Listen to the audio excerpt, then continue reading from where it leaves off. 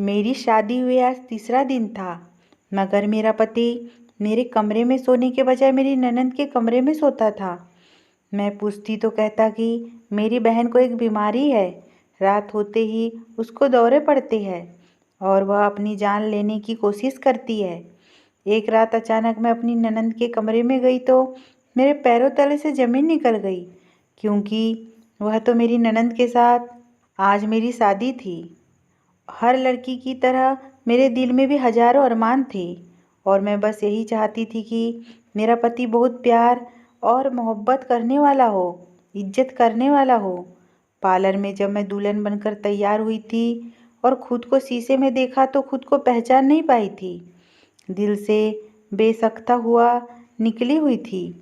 काश मेरा पति मुझे पसंद करे और मुझे पूरी ज़िंदगी इज्जत, सम्मान और मोहब्बत के साथ रखे। पार्लर वाली ने जब मुझे तैयार कर दिया तो कहा, आज तो तुम बहुत ही खूबसूरत लग रही हो।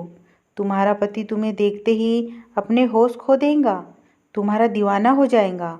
और यह सुनकर मैं शर्मा गई। मैं पार्लर से अपने सहेलियों के साथ मैरिज हॉल की तरफ जा रही थी।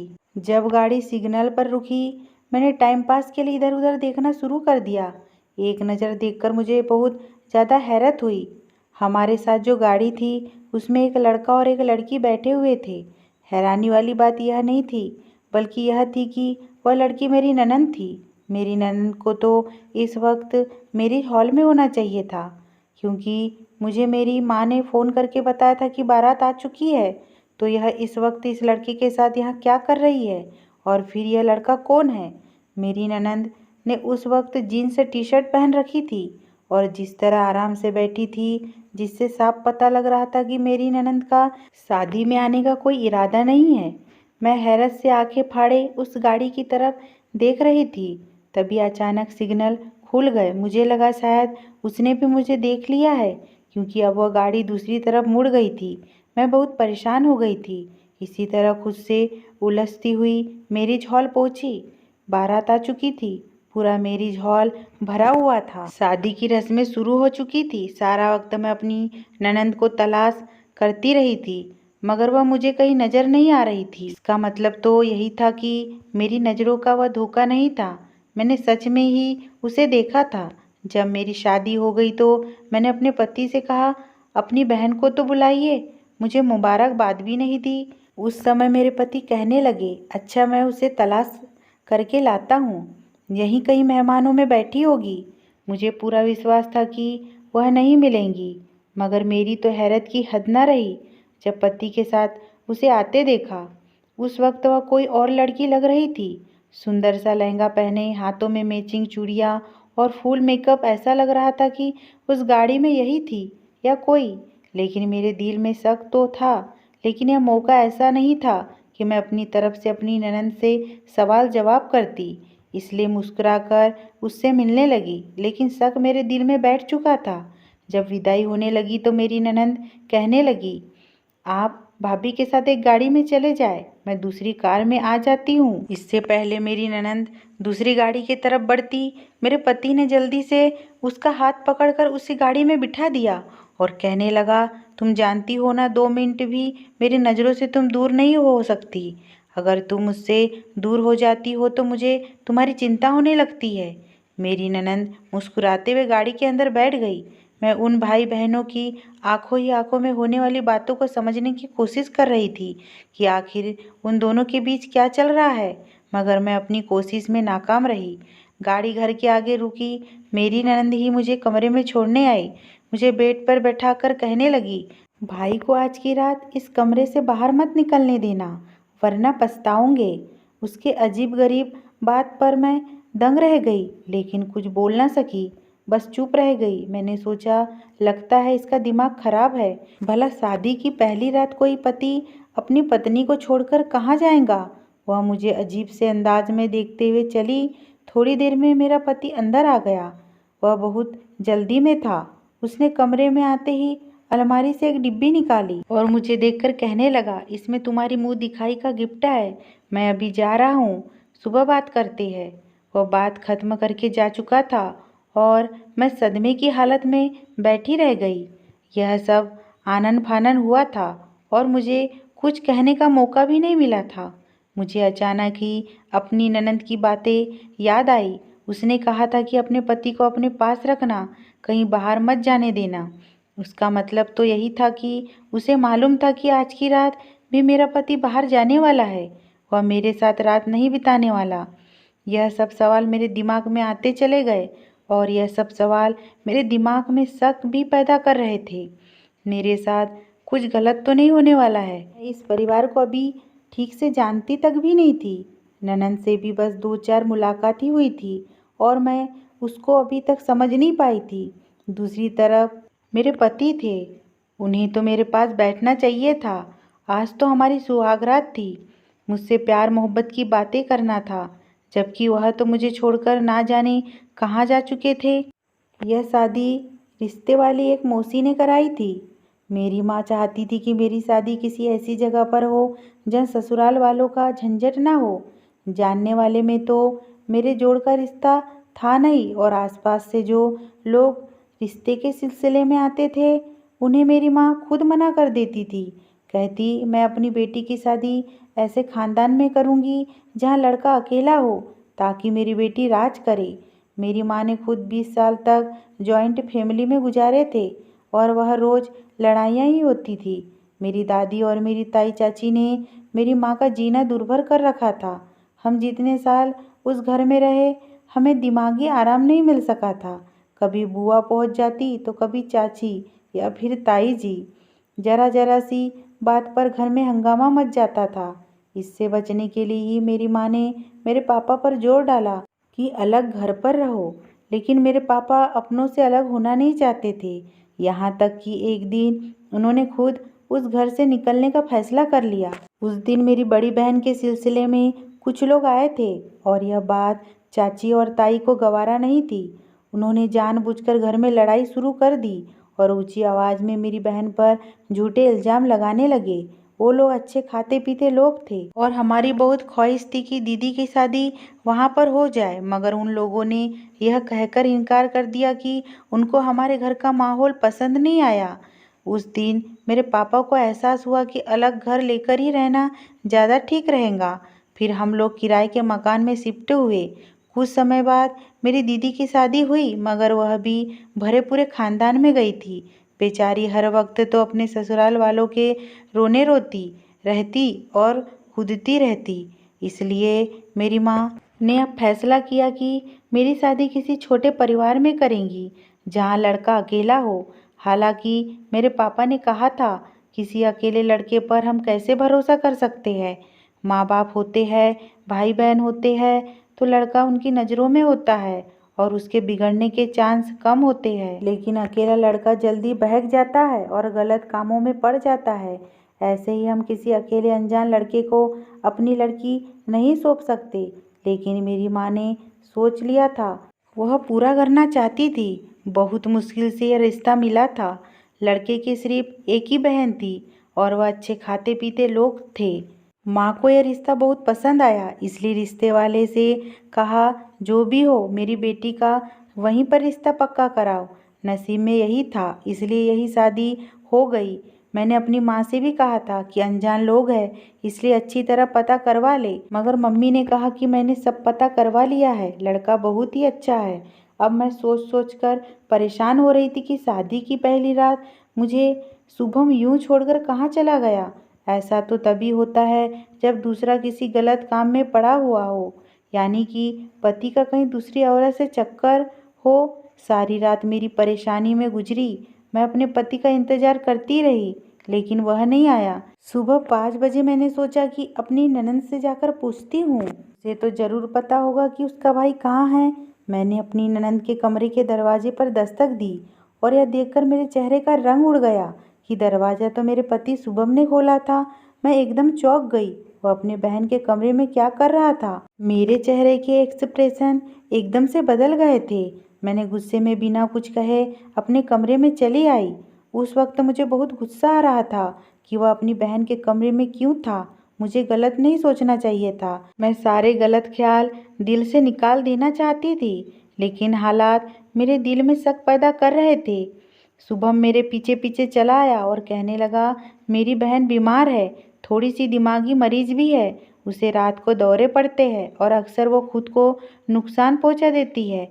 इसलिए मुझे रात को उसके पास रुकना पड़ता है ताकि वह खुद को नुकसान ना पहुंचा दे। जब शुभम ने यह बात मुझे बताई तो मुझे शर्मिंदगी हुई कि कितना अच्छा, कितना ख्याल करने वाला इंसान है, और मैं उस पर शक कर रही थी। कुछ देर बाद उसकी बहन भी उठ गई। सारा दिन मेरी ननद मेरे साथ साथ ही रही थी। घर में खूब सारे मेहमान इकट्ठा थे क्योंकि अभी शादी की कुछ और रस्में बाकी बची थी। मेरी मुंह दिखाई भी हो रही थी। सारा समय मेरी ननद मेरे साथ ही रहती और मेहमानों से हंस हंस कर बातें भी कर रही थी। उसे देखकर हरगिज भी नहीं लगता था कि वह दिमागी मरीज हो सकती है। रात को फिर शुभम यही कहकर कमरे से बाहर चला कि मुझे अपनी बहन के कमरे में सोना पड़ेगा। वह चला गया और मैं सोचने लगी कि उसे अगर अपनी बहन का ही ख्याल रखना था तो फिर शादी ही क्यों की। ऐसा भला कब तक चलता रहेगा? कब तक रोज रात को अपनी बहन के कमरे में जाकर सोया करेगा? मैं 2 दिन की दुल्हन थी, मेरे भी कुछ अरमान थे, लेकिन शुभम को तो मेरे अरमानों की कोई परवाह ही नहीं थी। तीसरी रात भी शुभम अपनी बहन के कमरे में जाकर सो गया। आज तीसरा दिन था और मैं इससे बुरी तरह तंग आ गई थी। चौथी रात में जब शुभम अपनी बहन के कमरे में चला गया तो मुझे उस पर बहुत ज़्यादा गुस्सा आ गया। मैं बेड पर करवटें बदलती रही, लेकिन मुझे नींद नहीं आ रही थी। रात के 10 बजे जाकर मैंने अपनी ननद के कमरे का दरवाज़ा खटखटाया, लेकिन शायद वह दोनों गहरी नींद में सोए हुए थे। उन्होंने दरवाज़ा नहीं खोला। यह सब क्या हो रहा था? वह दरवाज़ा क्यों नहीं खोल रहे थे? मुझे बहुत गुस्सा आ रहा था। काफ़ी देर बाद खटखटाने के मैं अपने कमरे में आ गई। सुबह जब शुभम कमरे में आया तो मैं उस पर बरस पड़ी और पूछा कि कल रात तुमने दरवाज़ा क्यों नहीं खोला? तो मुझे तसल्ली देते हुए कहने लगा कि मैं गहरी नींद में था, इसलिए पता नहीं चल सका। मैंने शुभम से कहा कि तुम अपनी बहन के कमरे में सोते हो तो दरवाज़ा लॉक क्यों होता है? दरवाज़ा खुला रखा करो। मेरे सवाल पर वह बौखला गया और एकदम घबरा गया था। कहने लगा, तुम्हें बताया तो था कि वह दिमागी मरीज है और उसे दौरे पड़ते हैं, इसलिए उसकी सुरक्षा को ध्यान में रखते हुए मैं कमरे को लॉक कर देता हूँ। लेकिन मैं किसी भी तरह शुभम का पीछा छोड़ने को तैयार नहीं थी। मैंने कहा, तुम्हें यही डर है ना, तो मैं तुम्हारी बहन के साथ सो जाया करूँगी, उसका ख्याल रखूँगी, तुम अपने कमरे में रहो। मेरा ऐसा कहने पर शुभम का मुंह खुला का खुला रह गया। उसे अब कुछ कहने के लिए बचा ही नहीं था। तभी अचानक बोला, जब तक मेरी बहन ठीक नहीं हो जाती मैं किसी को भी उसके पास या उसको किसी के पास नहीं रहने दे सकता। मैं रोने लगी। शुभम ने मुझे चुप भी नहीं करवाया और चला गया। थोड़ी देर बाद मेरी ननद मेरे कमरे में आई और मुझे चुप करवाने लगी और कहने लगी, मैंने तो रात को भाई को बोला था कि भाभी दरवाजे पर दस्तक दे रही है, दरवाज़ा खोल दे, मगर भाई ने ही मना कर दिया। मेरी ननद बहुत डरी हुई लग रही थी। मैंने पूछा, क्या हुआ तुम्हें? रात को दौरे पड़ते हैं इसलिए तुम्हारा भाई तुम्हारे कमरे में सोता है? मेरी बात सुनकर उसके चेहरे पर हैरानी के रंग दिखने लगे थे। मुझे कुछ कहना चाहती थी, लेकिन उसने कुछ कहा नहीं और रोती हुई अपने कमरे में चली गई। उसका यह रवैया मुझे बिल्कुल भी समझ में नहीं आया था। ऐसा क्या राज था? मेरे पति घर पर ही था, मेरे साथ रहने की वजह हर समय साये की तरह अपनी बहन के पीछे पीछे ही था। यहाँ तक कि मेरी एक दोस्त ने मुझे और शुभम को एक पार्टी में बुलाया था, तो शुभम कहने लगा कि तुम अकेली चली जाओ, और अगर मेरा जाना इतना ही ज़रूरी है तो मेरी बहन भी साथ जाएंगी। मुझे बहुत ज़्यादा हैरत हुई, लेकिन मैंने सोचा चलो कोई बात नहीं, इसकी बहन को भी साथ ले जाते हैं। लेकिन मेरी ननद तो जाने के लिए तैयार ही नहीं थी। मेरी ननद ने मुझे इशारा भी किया कि मुझे साथ लेकर ना जाए, भाई के साथ चली जाओ। मैंने शुभम को बहुत समझाने की कोशिश की, लेकिन शुभम नहीं माना और उसे साथ लेकर ही पार्टी में गया। मैंने महसूस किया कि मेरी ननद मेरे पति से काफ़ी डरती है, और मैंने यह भी नोट किया था कि शुभम मेरी ननद पर बहुत सख्ती करता है। उसके पास उसका अपना मोबाइल तक नहीं था और उसको घर से बाहर जाने की इजाज़त नहीं थी। सारा दिन और सारी रात मेरा पति बस उसी के आगे पीछे घूमता रहता। मुझे तो जैसे उस घर में लाकर भूल ही गया था। एक दिन मैंने शुभम से कहा कि तुम्हारी बहन को दौरे पड़ते हैं तो चलो उसे किसी डॉक्टर के पास लेकर चलते हैं। शुभम कहने लगा, तुम्हें चिंता करने की कोई ज़रूरत नहीं है, मैं उसकी दवा खिला रहा हूँ। उसका इलाज चल रहा है। और उस दिन दोनों बहन भाई कहीं गए हुए थे कि मुझे अपने ननद के कमरे की तलाशी लेने का ख्याल आया। और उसके कमरे में गई तो ना तो कोई गोलियां मिली और ना ही कोई रिपोर्ट। तो फिर मेरा पति मुझसे झूठ क्यों बोल रहा था कि उसका इलाज करवा रहा था? अगर ऐसा होता तो दवा या कुछ ज़रूर मिलता जिससे यह बात साबित होती। अब मुझे शुभम पर शक होने लगा था। डॉक्टर के पास ले जाने वाली बात भी शुभम ने नहीं मानी थी। मैं सोचने लगी मुझे क्या करना चाहिए। मैंने उसके कमरे की चाबी छुपा ली और कमरे में आ गई। वह दोनों शाम को वापस आए और मेरे पति ने आते ही मुझसे कहा, अब तुम्हारी परेशानी बहुत जल्दी खत्म होने वाली है, बस कुछ दिनों की बात है। मेरी ननद के चेहरे को देखकर ऐसा लग रहा था जैसे वो रोती रही है। रात को फिर शुभम अपनी बहन के कमरे में चला गया, लेकिन मैंने सोच लिया था कि मैं सारी सच्चाई जानकर रहूंगी। आखिर मेरे पति और मेरी ननद बंद कमरे में अकेले करते क्या है? चाबी तो मैंने छुपा ही ली थी। मैंने जल्दी से चाबी निकाली। रात के 1:30 बज रहे थे। मैं जल्दी से कमरे का लॉक खोलकर अंदर चली आई। सामने का दृश्य देखकर मेरे ऊपर की सांस ऊपर और नीचे की सांस नीचे रह गई। मैंने देखा कि मेरे पति ने मेरी ननद को रस्सियों से बांध रखा था और उसका सर अपने कंधे पर लेकर सो रहा था। मेरी ननद शायद जाग रही थी। मुझे देखकर इशारा करके बाहर जाने को कहा। मैं उसे देखकर दंग रह गई थी। मैं शुभम को जगाकर पूछना चाहती थी, यह सब क्या है? मगर जब मेरी ननद ने मेरे सामने हाथ जोड़ दिए तो मैं बाहर आ गई। अपनी ननद की हालत देखकर मैं सदमे में आ गई थी। अब तो मुझे मेरी ननद दिमागी मरीज नहीं बल्कि शुभम दिमागी मरीज लग रहा था। पूरी रात मुझे नींद नहीं आई। मेरे दिलो दिमाग में हजारों सवाल चल रहे थे। मैं शुभम से पूछना चाहती थी कि आखिर उसने अपनी बहन को बांधकर क्यों रखा है। इसी उलझन में पूरी रात गुजर गई। सुबह होते ही मैंने बहाना बनाकर अपनी ननद को अपने कमरे में बुलाया और उससे पूछा कि रात को जो कुछ मैंने देखा वह सब क्या था। तो मेरी ननद मेरी बात सुनकर रोने लगी और कहने लगी, जब से मम्मी और पापा इस दुनिया से गए हैं मेरे भाई का रवैया मुझसे बदल गया है। सारी प्रॉपर्टी पर अपना हक समझते हैं और रोज मुझसे कहते हैं कि अपने हिस्से की दौलत मेरे नाम कर दो। मेरे पापा अपनी सारी दौलत हम दोनों बहन भाइयों के नाम आधी आधी करके गए हैं। मैं मना करती हूँ तो मुझे मारते हैं और मुझे परेशान करते हैं। रात को भी मुझे रस्सियाँ से बांध देते हैं। वह मुझे हर पल तकलीफ देते हैं जिससे कि मैं डर जाऊँ और अपने हिस्से की प्रॉपर्टी उनके नाम पर कर दूँ। मगर मैं ऐसा हरगिज़ नहीं करूँगी। अगर मैंने अपने भाई को सारी प्रॉपर्टी दे दी तो तब भी भाई उसको अपने पास नहीं रखेंगे। मेरा भाई गलत आदतों में पड़ा हुआ है, वह सारी दौलत उड़ा देगा। अपनी ननद के मुंह से यह सब बातें सुनकर मेरा सर चकरा गया। मेरे शरीर में तो काटो तो खून नहीं। मेरा पति शुभम इतना गंदा आदमी हो सकता है? मैंने सपने में भी नहीं सोचा था। अगर रात को मैं अपनी आंखों से सब कुछ देख ना लेती तो शायद मैं अपनी ननद की बातों पर विश्वास भी ना करती। लेकिन हकीकत तो मैंने खुद अपनी आंखों से देख ली थी। मेरी ननद मुझसे लिपट कर रोने लगी, भाभी मुझे यहाँ से कहीं भेज दो, मेरी जान बचा लो, नहीं तो मेरा भाई मुझे जान से मार देगा। मेरी जान बचा लो, मैं आपके आगे हाथ जोड़ती हूँ, मुझे इस घर से कहीं दूर भगा दो। अब मैं उसको क्या कहती? उसे चुप करवाया और मैं सोच में पड़ गई कि अब मैं क्या करूँ। थोड़ी देर बाद शुभम मेरे पास आया और कहने लगा, मैंने अपनी बहन का रिश्ता तय कर दिया है। कल मैं उसको लड़का दिखाने लेकर गया था। अगले मंडे को मैं अपनी बहन को विदा कर दूंगा। मैं यह सुनकर हक्का बक्का रह गई। मेरी ननद तो कुछ और ही कह रही थी। उसका भाई उसकी शादी किसी बूढ़े से करवा रहा है और बदले में उससे पैसे मांगे थे। और यह तो कह रहा था कि किसी लड़के से रिश्ता किया है।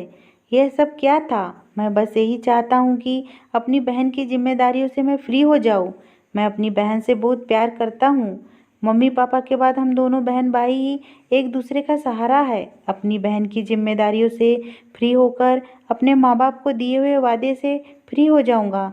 शुभम के मुंह से ये बातें सुनकर मुझे हैरत के झटके लग रहे थे। क्या मेरा पति शुभम झूठ बोल रहा था?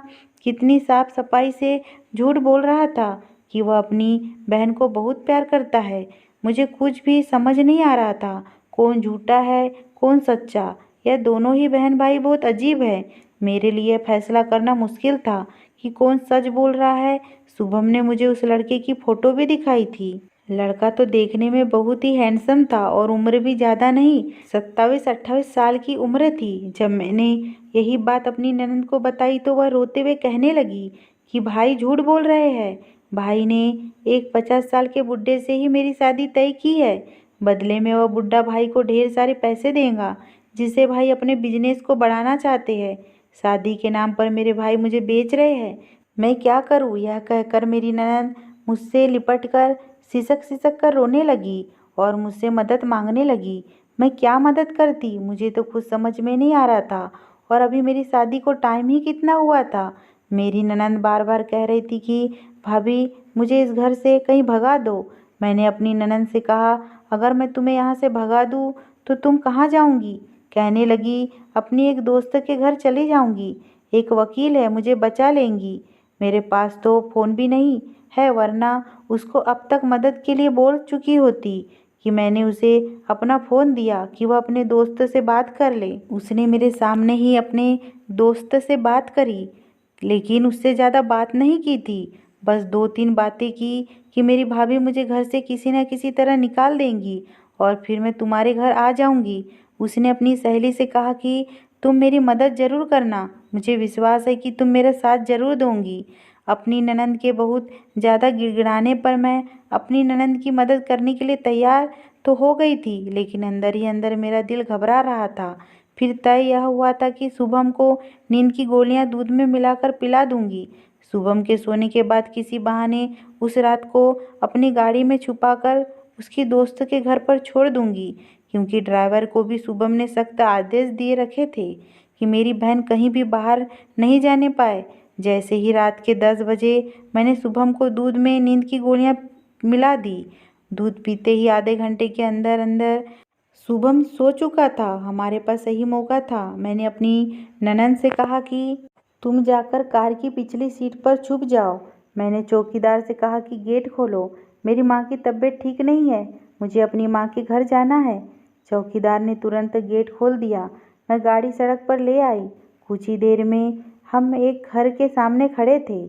मेरी ननद कहने लगी, भाभी आप घर चले जाए वरना हम फंस जाएंगे। लेकिन मैं उसे पूरी सुरक्षा के साथ घर के अंदर तक छोड़ कर आना चाहती थी और उसकी दोस्त से मिलकर उसको कहना चाहती थी कि मेरी ननद का ख्याल रखना। मेरा इरादा यही था कि यहाँ से सीधा अपने घर जाऊँगी और अपने माँ बाप को अपने पति की सारी सच्चाई बताऊँगी। जो अपनी बहन का नहीं था वो मेरा कैसे होता। यही सोचकर मैं गाड़ी से नीचे उतरी थी कि तभी गेट खोलकर एक लड़का बाहर आया। उस लड़के को देखकर मैं एकदम से चौंक गई थी। यह तो वही लड़का था जिसको मैंने अपनी शादी वाले दिन अपनी ननद के साथ कार में देखा था। जब शुभम को मैंने अपनी ननद पर इतनी सख्ती करते देखा था तो ये दिमाग मेरे ख्याल से निकल गया था कि उस दिन गाड़ी में मेरी ननद हो सकती है। मैंने सोचा कि वह कोई और लड़की होगी। मेरी ननद को इतनी आज़ादी कहाँ थी कि वह किसी लड़के के साथ अकेली गाड़ी में घूम सके। लेकिन आज जब मेरी ननद उस लड़के के पास आई और जब उस लड़के को मैंने देखा तो मैं चौंक गई कि वह यहाँ क्या कर रहा है। मेरी ननद गाड़ी के दूसरे तरफ से निकलकर मुझे कहने लगी, भाभी यह मेरे दोस्त का भाई है, मैं अंदर जा रही हूँ, आप घर जाए। लेकिन मुझे कुछ गलत होने का अंदेशा हो रहा था। मैंने एकदम फैसला किया और अपनी ननद से कहा, गाड़ी में बैठो, हम वापस जा रहे हैं। लेकिन मेरे सिर पर आसमान गिर पड़ा जब मेरी ननद ने मेरा हाथ जोर से झटका और भागकर उस लड़की के पास जाकर खड़ी हो गई और कहने लगी, सॉरी भाभी, मगर अब मैं वापस नहीं जा सकती और उसी के खातिर झूठ बोलकर आपको यहाँ लाई हूँ। अभी शायद मेरी ननद कुछ और भी कहती, लेकिन उस लड़के ने मेरी ननद को अपने पीछे किया और मेरी तरफ आते शैतानी हंसी हंसकर बोला, मगर मुझे तो तुम्हारी भाभी पसंद आ गई, एक के साथ एक फ्री। मैं उस लड़के की बातें सुनकर घबरा गई। मेरी ननद भी एकदम चौंकी थी। वह लड़का उसी शैतानी हंसी के साथ बोला, मैं तो तुम्हारे लिए तड़प रहा था कि कब तुम आओ और मेरी प्यास बुझाओ, मगर अब देखो, अब तो तुम्हारे साथ साथ तुम्हारी भाभी भी फंस गई। इतनी देर में मैं गाड़ी से नीचे उतर आई थी और अपनी ननद का हाथ पकड़कर उस गाड़ी में बिठाने लगी थी कि तभी उस लड़के ने मेरा हाथ पकड़ लिया और मुझे घर के अंदर खींचने लगा। मेरी ननद ने गुस्से में आकर उसके मुंह पर एक थप्पड़ मार दिया और कहा, धोखेबाज, तुमने मुझे धोखा दिया, तुम्हारे खातिर मैंने अपने इतने प्यार करने वाले भाई को धोखा दिया। जैसे ही मेरी ननद ने उस लड़के को थप्पड़ मारा तो उस लड़के ने फ़ोन करके 2 और लड़कों को बुला लिया। मुझे उन लोगों के इरादे खतरनाक लग रहे थे। मैंने यहाँ पर बहुत बड़ी आकर गलती कर दी थी। वह मुझे और मेरी ननद को खींचकर अंदर ले जा रहे थे कि उसी वक्त पुलिस के सायरन बजने लगे। पुलिस के साथ साथ अपने पति को आता देखकर मैंने भगवान का धन्यवाद किया, जैसे मेरी जान में जान आ गई थी। पुलिस तुरंत उन लड़कों को पकड़ कर ले गई। मैं हैरान थी कि मेरे पति शुभम को तो मैंने नींद की गोलियां दे दी थी, फिर वो वहाँ कैसे आए। शुभम कहने लगे मेरी बहन की महीनों पहले इस लड़के से मुलाकात हुई थी और वह उसके प्यार के जाल में फंस गई। जब मुझे पता चला तो मैंने इस लड़के के बारे में सारी जानकारी लेनी शुरू कर दी। अगर ये लड़का ठीक होता तो मैं अपनी बहन की शादी खुशी खुशी इस लड़के के साथ करा देता, लेकिन मुझे पता चला कि यह लड़का धोखेबाज है और कैरेक्टर का गिरा हुआ है, आदमी है। मैंने अपनी बहन को उस लड़के के बारे में सारी सच्चाई बताई, लेकिन मेरी बहन ने मेरा विश्वास नहीं किया, उल्टा उसकी बातों में आकर मुझ पर ही शक किया और घर से भागने की प्लानिंग करने लगी। तब तक मेरी शादी का दिन आ गया, इसलिए मैंने उस पर सख्ती की और उसके कमरे में उसे बांधकर सोने लगा, क्योंकि यह दोबारा भागने की कोशिश कर चुकी थी और मैं नहीं चाहता था कि उस आवारा लड़के के हाथों से अपनी ज़िंदगी बर्बाद कर ले। मैं अपनी बहन से बहुत प्यार करता हूँ और उसे बर्बाद होते नहीं देख सकता। उसने तुम्हें जो कुछ भी बताया वह सब कुछ झूठ था। कल जब तुम दोनों प्लान बना रहे थे तो मैंने सुन लिया था और वह सर झुकाए हुए आंसू बहा रही थी। वह हाथ जोड़कर कहने लगी, मुझे माफ़ कर दे भाई, लड़के की बातों में आकर अपना नुकसान करने चली थी। उसने मुझे धोखा दिया और मुझे आपके खिलाफ ही खड़ा कर दिया। मेरी ननंद ने मुझसे भी माफ़ी मांगी। मैंने और शुभम ने उसे माफ़ कर दिया क्योंकि उसे एहसास हो गया था, यही बहुत है। कुछ ही दिनों बाद हमने उसकी शादी कर दी। आज वह अपने घर में खुश है और मैं अपने पति शुभम के साथ मैं खुश हूँ। मेरा पति शुभम एक अच्छा और भाई होने के साथ साथ एक अच्छा पति भी है और साथ ही एक बहुत अच्छा इंसान भी है। ऐसे अच्छे इंसान किस्मत वालों को ही मिलते हैं और मैं बहुत किस्मत वाली थी कि शुभम जैसा पति मुझे मिला। अगर ये स्टोरी पसंद आई हो दोस्तों तो प्लीज़ सब्सक्राइब करना ना भूलें।